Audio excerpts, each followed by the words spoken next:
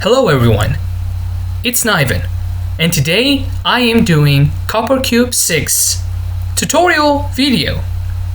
This is a game engine which is available for free. Link is down in the description.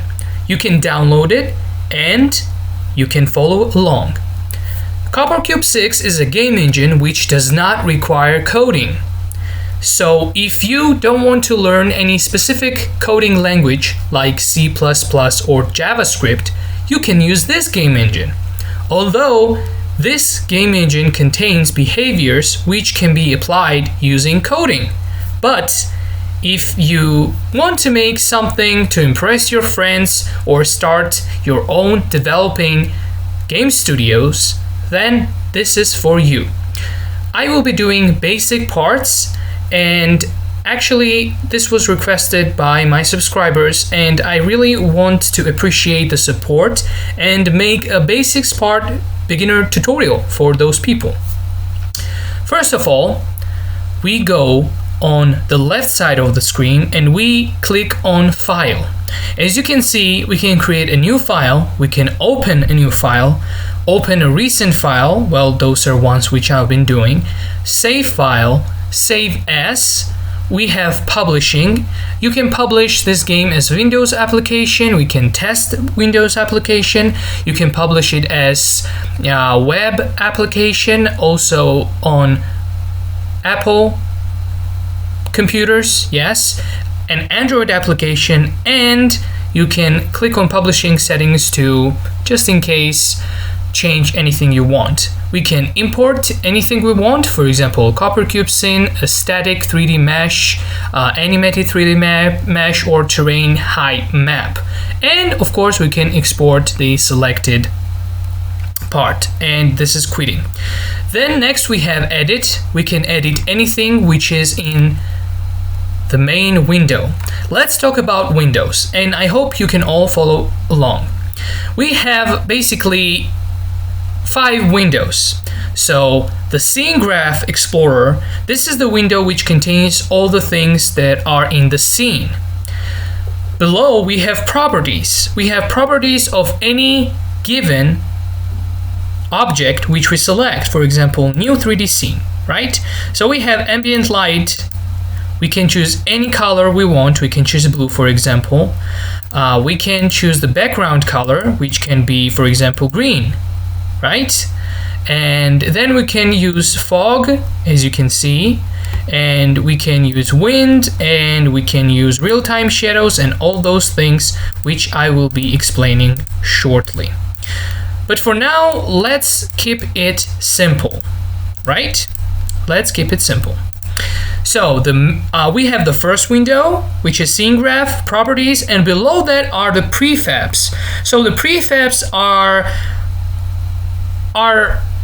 CopperCube 6 special objects which you can open up and access.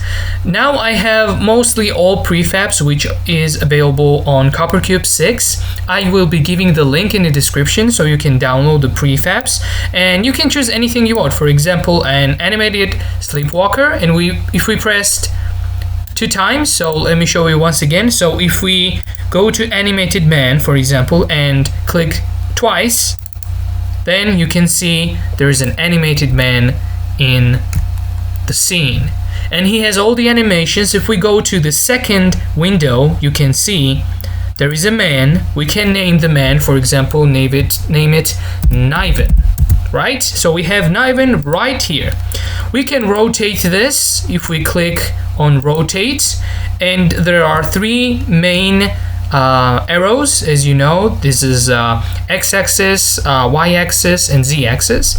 So we can rotate the person anywhere we want, and yeah, we can rotate this way, we can rotate this way, any way we want. Okay, there is also rotation which is available here.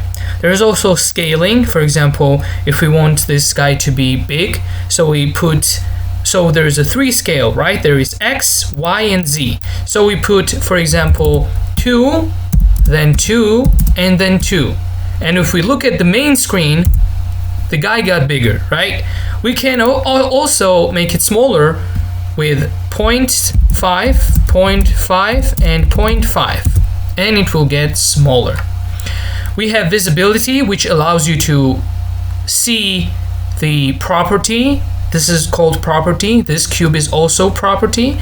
So if we click on visible, it's going to be invisible. And if we click back, this is it. Also looping, we can start the looping process by clicking, and it starts. We can use the frame per second, 60 for example, which is faster. We can do 220, we can do 300, and as you can see, this guy is having a seizure right now. Bad joke. Also, there are animations which are available. So there is walk or run, there is attack, there is stand, which just makes him stand like that. There is also aim, and there is hit, and there is also idle. Idle means he's just chilling. Look, he's just chilling. So we can delete this by clicking on the object and then delete. In any game, in any given program, to undo something, you click Ctrl Z and it undoes the action you have done. Now if we go to materials, those are the materials for the person. We can change materials. Materials also show in the textures bar. So as I said before, we have one window, scene graph, properties window, prefabs, and texture. So textures, here are any given textures which we can apply. For example, I can apply this to, so I can click this twice and it will apply to every one of them, or I can single-handedly click on this, right, and then apply to this, right? Then click on this, apply, click on this, apply, or for example click on this and apply, which is actually terrible, as you can see. Let's put his clothes back like this, which is nice. We can do this too, for example. Look, yep, now his face is all messed up. We can also put another face, for example this face. Yeah, you can see, right? We can give him back his face like this. It's really fun. So if you want to delete object, once again we click on the property, then right mouse button, delete, and that's it. And undo will be Ctrl Z. If you want to clone the object, we press clone, and now we have two of them. And then we press move, and we can see there are two of them doing exactly the same thing. I can change the appearance of the second one, for example, by clicking this, and as you can see, the second guy looks much different. Anyways, let's delete everything in here, and now we have just a 3D scene. Let's put it back like this. So here it is. Now the main screen is the main window where everything happens. So you can rotate the screen using left mouse button. This is how you rotate. You can use middle mouse button and shift to move the screen like this. Move right and move left. You can use right mouse button to insert anything we want. For example, we can create a sphere, and it says what radius and how many poly count. We press OK, and we have a sphere, right? This is easy. We can also press and create anything from here. For example, a cube, a sphere. We can create a cylinder. Yeah, we can create a cone. We can create a plane. And this is all here. We can make, so once again, if you remember how we can scale the plane, we go to properties, scale, and let's put 10, 10, and 10. As you can see, we have a plane. Now, if we press on publish, this will test publish the application. So if we press publish right now, see, this is how it's gonna be. This is a free scene which contains all those things. Now, I won't go into details of physics yet, but this is the basic thing scene you can make with those objects. Now let's go back to create. So you can add anything you want additional. For example, point light, you can add this one. You can add directional light. Those I will be explaining later. You can add a tree, and here it is, the tree. And the best part of this game engine is that you can make your own things, like, you know, make your own tree, the size of a tree, and there is additional screen window for the tree too. You can make, you know, branching, for example. You can make, you know, how many all those things are. You can actually texture the trunk, you know, give a trunk, for example, this texture, right? And you can also texture the leaves, for example, give the leaves like this texture, right? So if we now create it, okay, this will be our tree, as you can see. And now it's too big, so I can scale it down. Once again, if you want to scale down anything, an object, you click on the object, right? For example, tree, or you can click on the object in the Scene Graph Explorer and then scale it to 0.2, 0.2, 0.2. And here it is. We have a beautiful tree with the face leaves. This actually looks nice. And if we press publish, you can see how this looks right here. What else? We can add anything to the scene.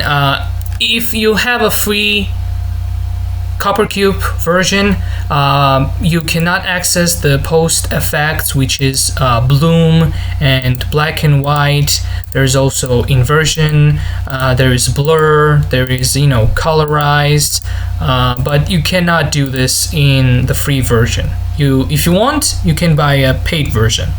Now, light mapping, I don't usually use this. Those are basically for the specific objects if you want them to look better. So you can kind of give, for example, press on object and, you know, calculate shadows, you know, texture size, resolution, opacity, for example, you know, subsampling, ambient light, and you can press calculate. It appears, yeah. So, you know, this is for, you know, advanced things. I will be giving you the beginner things. So this is poly editing. For example, if you want to edit any object, right?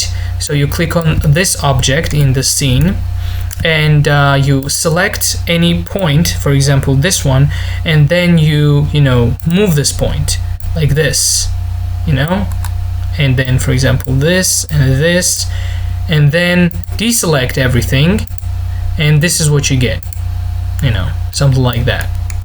So basically you can add any object in this game engine. Now we delete everything. Once again, if you want to delete everything, you press Control A. No, excuse me. You press any object and then you press Shift, and then you press Delete. Now, let's just make a simple scene and we will be done with this tutorial.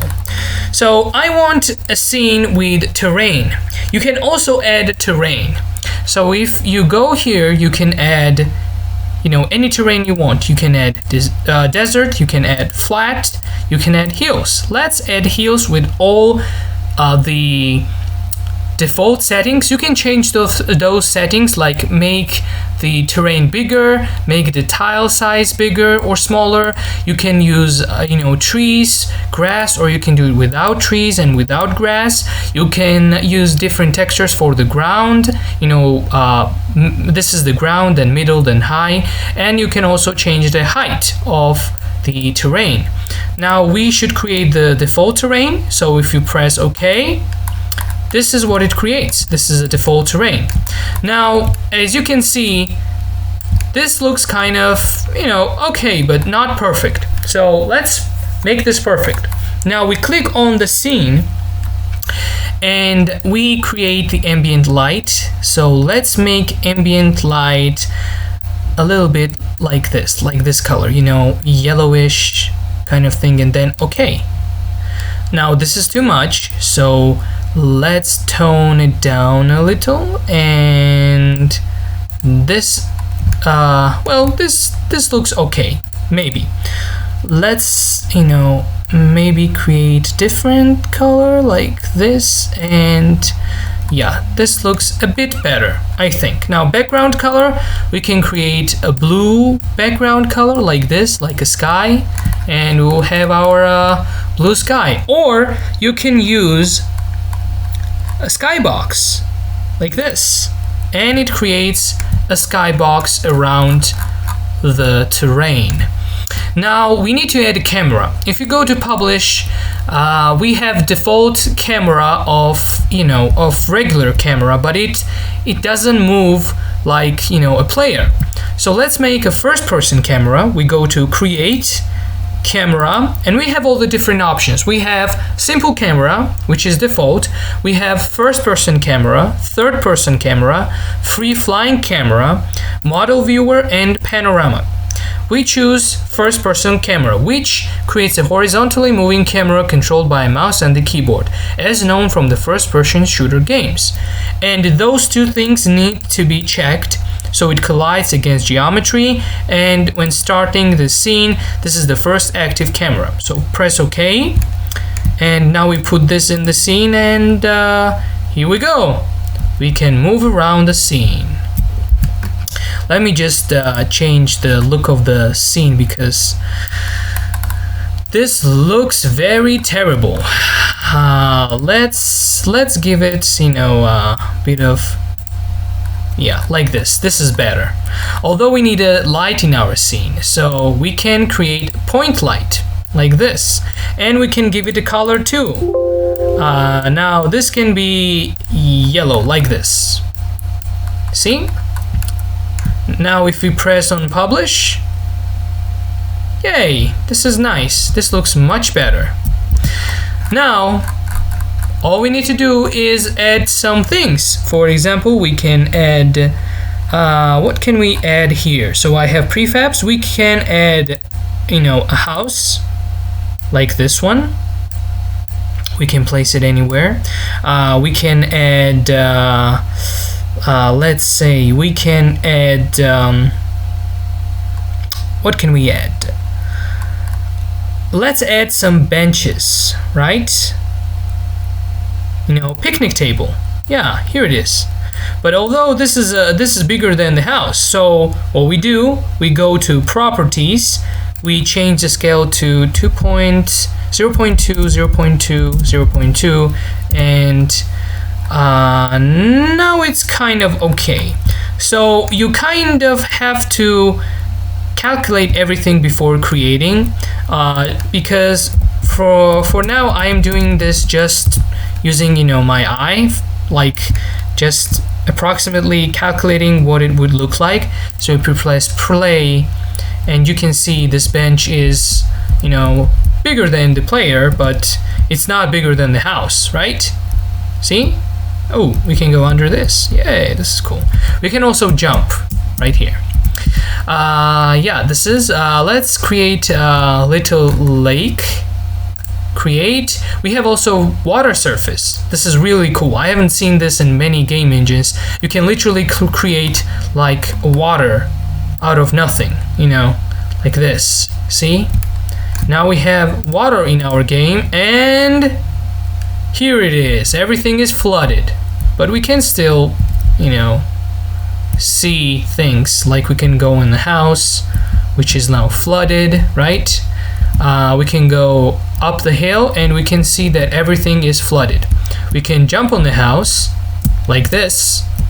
Oh, I jumped over the house. Yeah. And yeah, that's basically it. So this was part 1 of this series. If you want me to continue with making those, please hold on. Please be sure to check out the part 1 comment, and if you have any questions, please feel free to ask. And yeah, thanks for watching everyone, and have an amazing day.